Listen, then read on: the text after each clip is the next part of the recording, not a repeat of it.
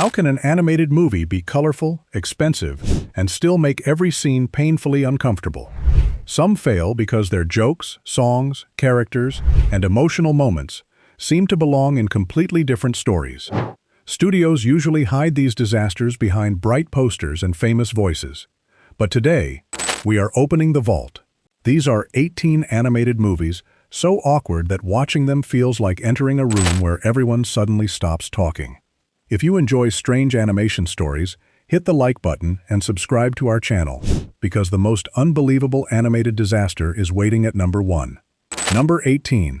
The Pebble and the Penguin, 1995. A nervous penguin, an aggressive romantic rival, Barry Manilow songs, and a production so troubled that its directors asked to have their names removed. That combination created The Pebble and the Penguin, a movie that never decides whether it is a gentle romance or an uncomfortable musical nightmare. Hubie is a shy penguin living in Antarctica. He loves Marina, but cannot find the courage to tell her. According to the movie, a male penguin must present a special pebble to the female he wishes to marry. Hubie finally discovers a beautiful stone, only to be attacked by Drake, a huge penguin who also wants Marina. Drake is where the film becomes truly awkward. He is built like a human bodybuilder, speaks with Tim Curry's theatrical voice, and constantly threatens to force Marina into becoming his partner. During his villain song, Don't Make Me Laugh, Drake flexes his chest, dances around Marina, and explains why Hubie is too weak to deserve her. The scene is energetic, but the romantic pressure makes it surprisingly uncomfortable for a children's movie. After Drake throws Hubie into the ocean, Hubie meets a loud penguin named Rocco. Together, they escape from a ship and attempt to return home before Marina is forced to choose Drake. The production problems are visible. Some scenes contain smooth, traditional animation, while others appear unfinished or strangely edited. Don Bluth and Gary Goldman reportedly left after disagreements over changes demanded by the studio and removed their names from the directing credits. There are moments of genuine charm, especially when Hubie finally gains confidence.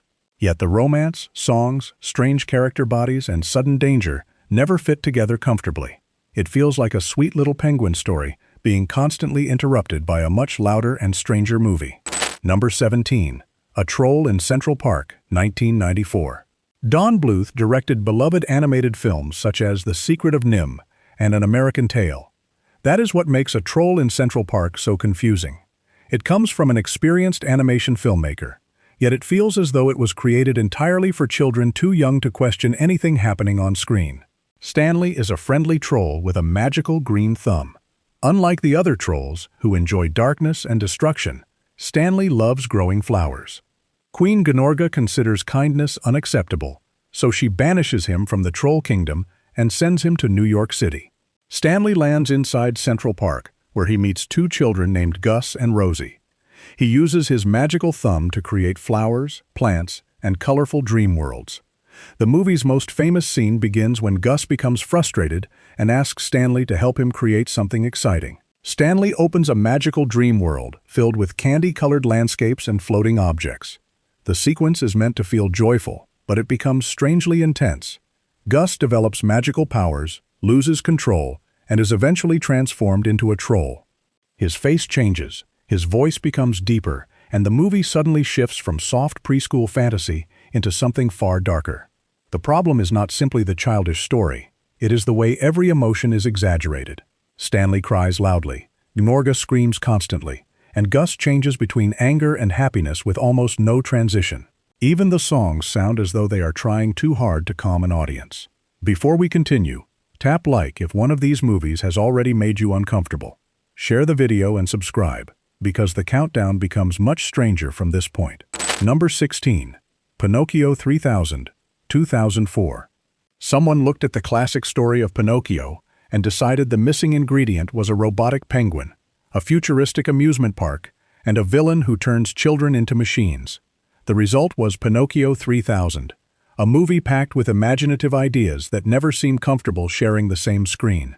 Instead of being carved from wood, Pinocchio is created as a robot by an inventor named Geppetto. They live in Scamboville, a mechanical city controlled by Mayor Scamboli.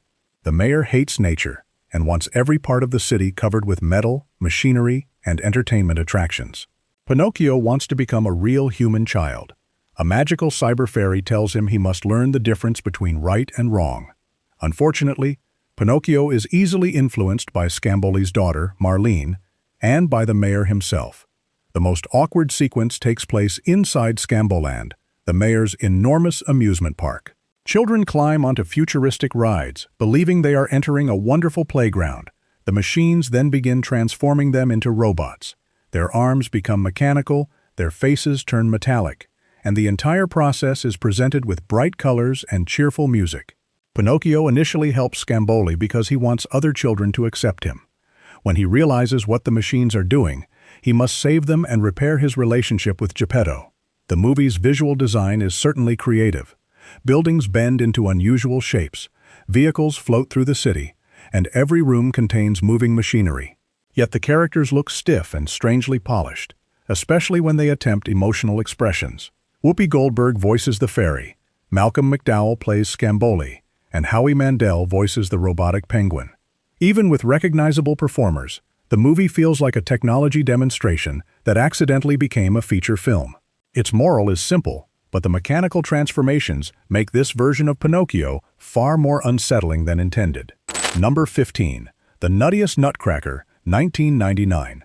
Most versions of the Nutcracker contain elegant dancing, magical kingdoms, and memorable classical music. The Nuttiest Nutcracker contains talking peanuts, flying vegetables, a cheese factory, and a mouse voiced by Jim Belushi who wants a human girl to marry him. Marie is disappointed because her parents are away on Christmas Eve. Her uncle gives her a wooden nutcracker, which comes alive after she falls asleep. That basic setup sounds familiar, but the movie quickly introduces a group of living nuts, fruits, and vegetables. There is Mac the macadamia nut, a small peanut named Little Pea, dancing broccoli, talking asparagus, and several other foods that seem to have escaped from a supermarket advertisement. They believe Marie's nutcracker is a missing prince who can save Christmas. The movie's most awkward section occurs after Marie is captured by Reginald, the Mouse King. He takes her to a giant cheese factory and asks her to become his queen. When she refuses, Reginald explains that nobody has ever shown him kindness or given him a Christmas present. The scene suddenly expects viewers to feel sympathy for a character who just captured Marie. Moments later, the movie returns to jokes about cheese, vegetables, and flying vehicles made from crackers and olives. The animation was produced on a very small budget, and it shows. Characters move like plastic toys being pushed across a table. Their mouths rarely match their words, and the camera sometimes remains completely still while dialogue continues. Yet the strange visuals are only part of the experience. The bigger problem is the emotional confusion. Marie's sadness, the Mouse King's loneliness, the Nutcracker's romance, and the food character's comedy all fight for attention. By the time Marie kisses the prince beneath mistletoe held by talking nuts, the movie has gone so far beyond the traditional ballet that the title feels less like a joke and more like a warning. Number 14. Strange Magic, 2015. Strange Magic is not an ugly movie. In fact, its forests, wings, flowers, and magical creatures are impressively detailed. What makes it awkward is the way those beautiful visuals are combined with non-stop popular songs, insect-like faces, and a romance that develops during a magical kidnapping. The story was created by George Lucas and loosely inspired by A Midsummer Night's Dream. Marianne is a fairy princess preparing to marry Roland. When she discovers that Roland has been unfaithful, she cancels the wedding and decides she no longer believes in love. Meanwhile, a small elf named Sunny steals ingredients for a love potion because he wants Marianne's sister Dawn to fall in love with him. The potion enters the dark forest, where the frightening Bog King has banned love. The movie's most famous sequence occurs after Dawn is affected by the potion. She looks directly at the Bog King, instantly falls in love, and begins singing to him. The Bog King is horrified and attempts to escape while Dawn follows him through the castle, performing increasingly dramatic love songs. Marianne arrives to rescue her sister and begins fighting the Bog King. During their sword battle, they suddenly discover that they enjoy challenging each other. Soon, their arguments turn into musical flirting. The movie uses songs including Can't Help Falling in Love, I'll Never Fall in Love Again, Wild Thing, and Strange Magic. Almost every emotional development becomes a familiar song, so characters rarely have enough quiet time to create believable relationships. George Lucas described the film as a love story about looking beyond physical appearance. That sincere idea is visible, especially in Marianne and the Bog King's relationship. However, the constant music and detailed bug-like character designs make their romance feel more unusual than touching. It is beautiful animation trapped inside an extremely awkward jukebox musical. Number 13. Dougal, 2006. Dougal began as a British and French film titled The Magic Roundabout. When it reached American audiences, it was re-edited, redubbed, and filled with so many modern jokes that characters sometimes comment on events before they appear to understand what is happening. Dougal is a small dog who loves sweets and lives near a magical roundabout. One day, he accidentally releases an evil spring-like wizard named Zebad. The villain freezes the roundabout's guardian, along with Dougal's young owner, Florence. To stop Zebad from freezing the entire world, Dougal joins a cow named Ermintrude, a rabbit named Dylan, a snail named Brian, and a train named Train. They must locate 3 magical diamonds before the villain reaches them. The most awkward scenes involve the American dialogue. During serious moments, characters suddenly mention celebrities, reality television, flatulence, or movies that have nothing to do with the story. The jokes feel as though they were recorded later and placed wherever a character's mouth happened to be moving. One particularly strange sequence shows the heroes crossing a dangerous frozen landscape. Instead of allowing the danger to create tension, the characters continue delivering references and one-liners. The result sounds less like friends on an adventure and more like several comedians talking over the same cartoon. The American voice cast includes Whoopi Goldberg, Jon Stewart, Jimmy Fallon, William H. Macy, Chevy Chase, and Ian McKellen. That collection of talent should have created something memorable. Instead, the voices often sound disconnected from the animation and from one another. The basic story is easy to follow, and younger viewers may enjoy the colorful characters. However, Dougal becomes awkward because it never trusts its own world. Every few seconds, another joke reminds viewers that they are watching a heavily rewritten version of a different movie. Number 12. Playmobil, the movie, 2019. When the Lego Movie proved that a film based on plastic toys could be clever and emotional, other companies naturally wanted the same success. Playmobil the movie followed that path, but it forgot to give its many colorful worlds a strong reason to exist. The film begins in live action. Marla is an adventurous teenager who dreams about traveling. After a family tragedy, she abandons those dreams and becomes responsible for her younger brother, Charlie. Years later, Charlie sneaks into a Playmobil exhibition, where both siblings are magically pulled into the toy universe. That opening creates the movie's first major problem. A surprisingly serious family story is immediately replaced by plastic characters singing and running through themed playsets. Charlie becomes a powerful Viking and is captured by Emperor Maximus, who collects strong fighters for his arena. Marla travels through pirate lands, western towns, futuristic cities, and fantasy kingdoms while searching for him.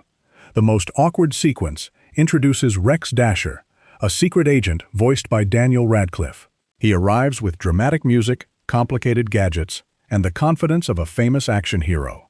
The character is amusing for a moment, but the movie moves away from him before the joke develops. That happens throughout the story. Each new world appears long enough to advertise another group of toys, then disappears.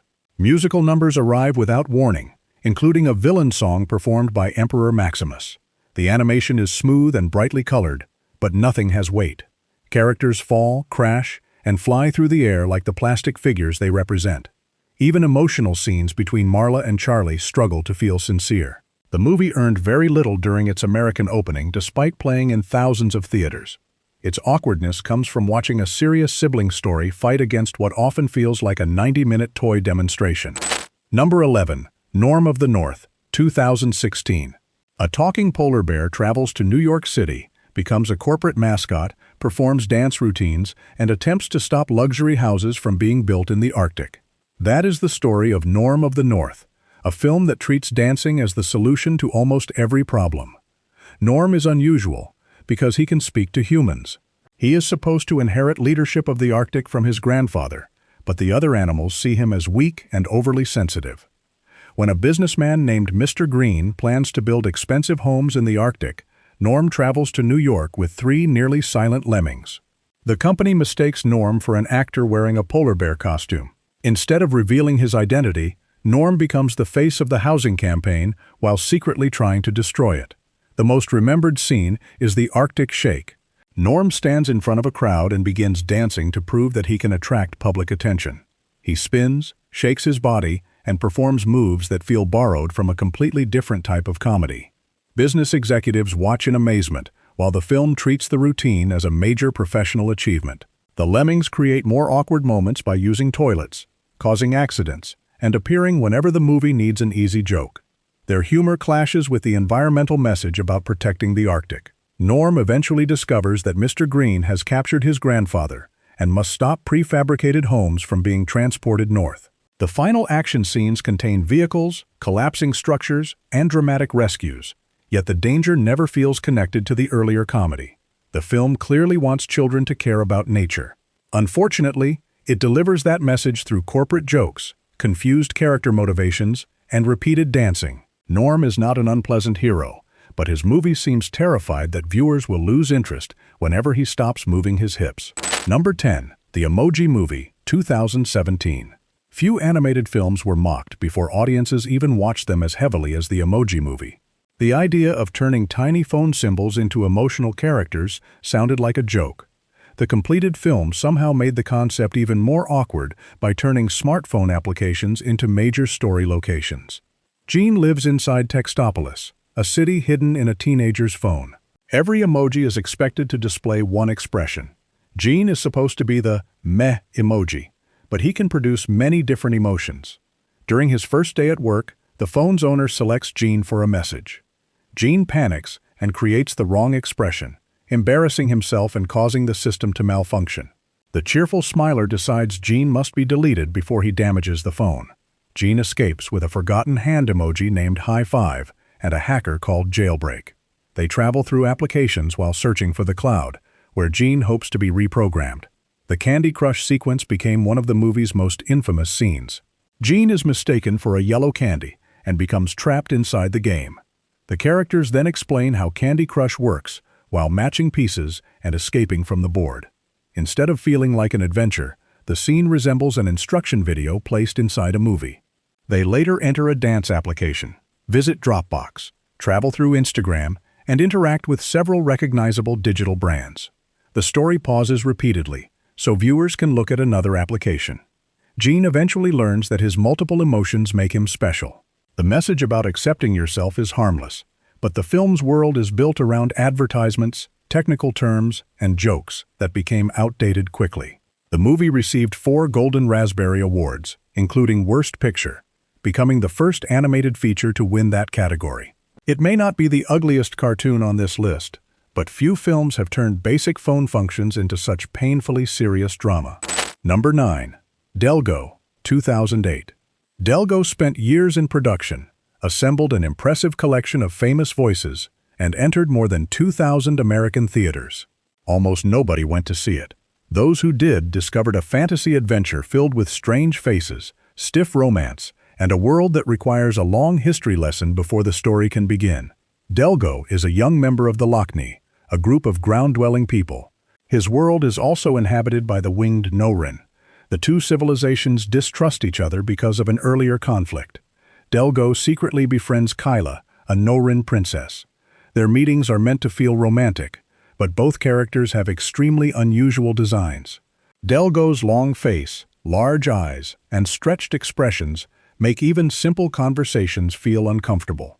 Meanwhile, the exiled villain Sedessa creates a plan to restart the war.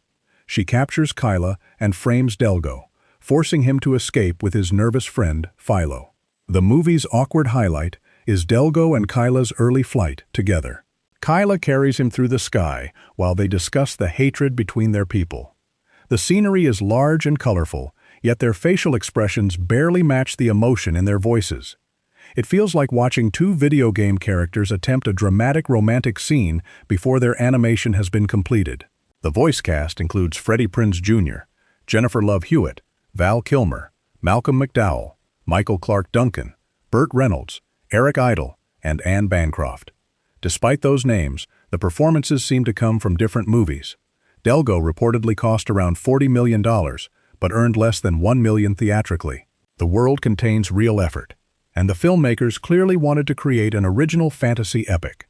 However, Its complicated history, flat humor, and uncomfortable character designs prevent viewers from forming an emotional connection. It is not loud enough to become entertainingly terrible. It is simply, painfully awkward. Number 8. Sir Billy, 2012. Imagine Sean Connery returning from retirement to voice an elderly, skateboarding veterinarian who lives with a talking goat and protects a fugitive beaver. That is not a parody. It is the actual story of Sir Billy, one of the strangest final acting credits connected to a legendary performer.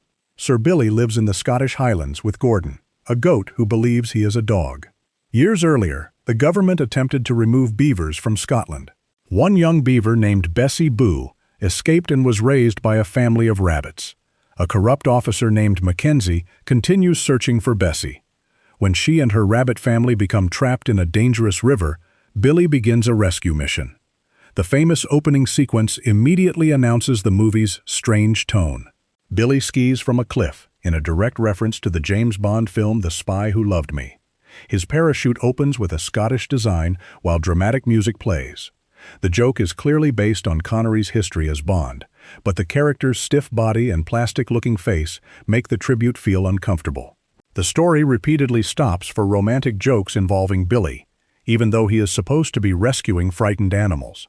Other scenes introduce golf, car chases, dancing, and a character who speaks directly to the audience without contributing much to the plot. The animation is the greatest distraction. Hair appears solid, facial movements are limited, and many characters have enormous heads attached to tiny bodies. Even peaceful conversations feel unnatural. Sir Billy was promoted as Scotland's first computer-animated feature. It reportedly cost millions, but earned only a tiny amount theatrically. Sean Connery's voice gives Billy some warmth, but not even his presence can organize the film's beavers, corrupt officers, romantic jokes, Bond references, and talking goat. It feels less like one completed movie, and more like every idea the filmmakers refused to remove. Number 7.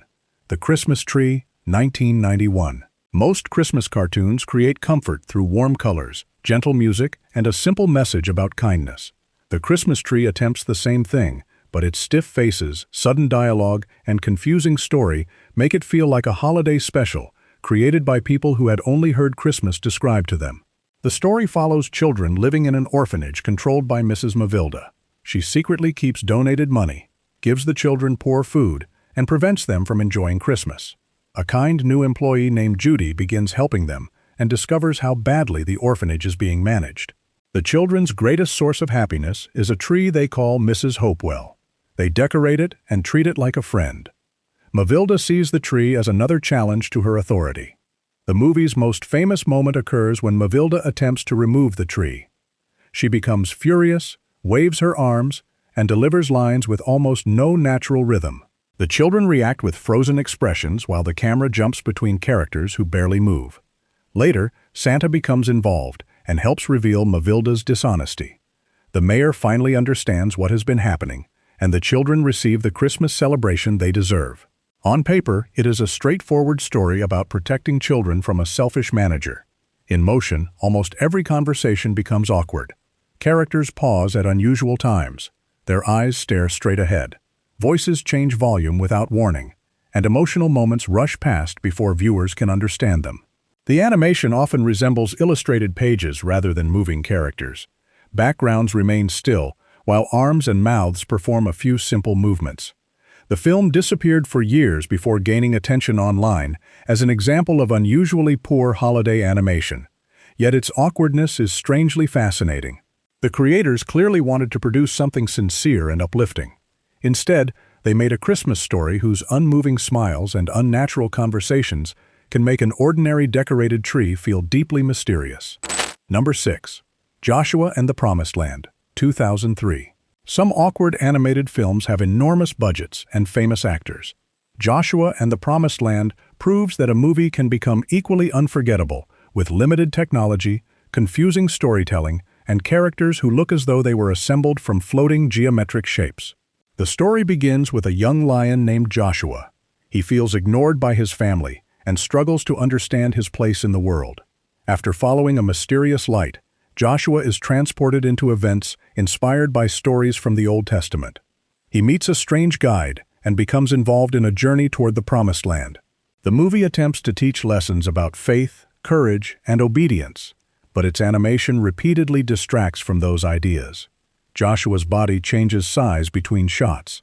His paws slide across the ground instead of touching it, and his facial expressions rarely match his voice.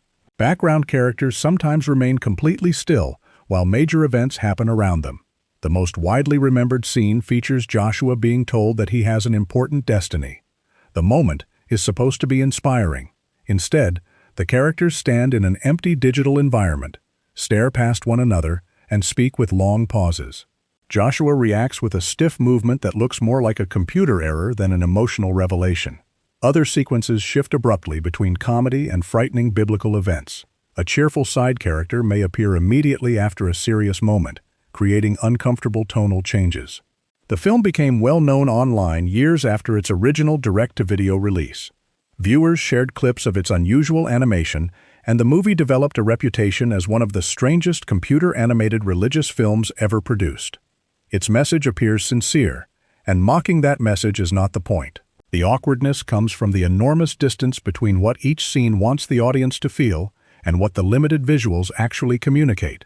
Every dramatic moment becomes harder to understand because the characters appear surprised simply to exist. Number 5. Mars Needs Moms 2011. Disney and producer Robert Zemeckis spent heavily on Mars Needs Moms, using motion capture technology to reproduce the movements of real actors. The goal was believable human emotion. The result became one of the clearest examples of the uncanny valley, where animated people look almost human, but somehow feel completely wrong. Milo is a young boy who becomes angry after his mother asks him to finish his vegetables and complete his chores. He tells her that his life would be better without her. That night, Martians enter the house and carry her away. Milo follows their spaceship to Mars, where he learns that Martian leaders kidnap Earth mothers and extract their parenting knowledge. That information is used to program machines that raise Martian children. The movie's most uncomfortable scenes appear before Milo even reaches Mars. His animated mother moves exactly like a real person, but her skin, eyes, and smile lack the small details audiences expect from a human face. When she speaks emotionally to Milo, the technology makes her seem less alive instead of more believable. On Mars, Milo meets Gribble, another human who has lived beneath the city for years. Gribble initially behaves like comic relief, but his history reveals that his own mother was taken when he was a child. That sad revelation arrives between loud action scenes and jokes, producing another sharp tonal change. Milo eventually reaches his mother during the extraction process and risks everything to save her. The final emotional embrace is sincere, yet the strange digital faces make it difficult to forget that viewers are watching captured human performances trapped inside artificial bodies. The film became an enormous financial failure. Critics and audiences frequently mentioned the unsettling visual style as a major problem. Mars Needs Moms wanted to celebrate the love between children and parents. Instead, it accidentally demonstrated how advanced animation can become more awkward when it reaches for realism without fully achieving it. Number 4. The Legend of the Titanic, 1999. The sinking of the Titanic was a real historical disaster. The legend of the Titanic transforms it into a fantasy involving talking mice, criminal sharks, an evil whaling plan, magical communication, and a giant octopus who saves everyone. The story is told by an elderly mouse named Connors, who claims to reveal what truly happened aboard the ship. As a young mouse, Connors traveled on the Titanic and became involved in the romance between a wealthy woman named Elizabeth and a man named Don Juan. Elizabeth's stepmother wants her to marry a wealthy whaling businessman. When Elizabeth refuses, the villains develop a plan involving secret documents, trained sharks, and the destruction of the Titanic. The movie's most infamous scene reveals how the ship actually strikes the iceberg. A gang of sharks tricks a friendly giant octopus named Tentacles into lifting an iceberg toward the surface. The Titanic hits it, and water begins entering the ship. Tentacles realizes he has been fooled and attempts to repair the damage by wrapping his enormous arms around the Titanic. While passengers prepare to escape, the octopus physically holds the broken ship together. That is already strange, but the film goes further. Dolphins, whales, mice, and other animals help rescue the passengers. By the end, the movie announces that everyone survived.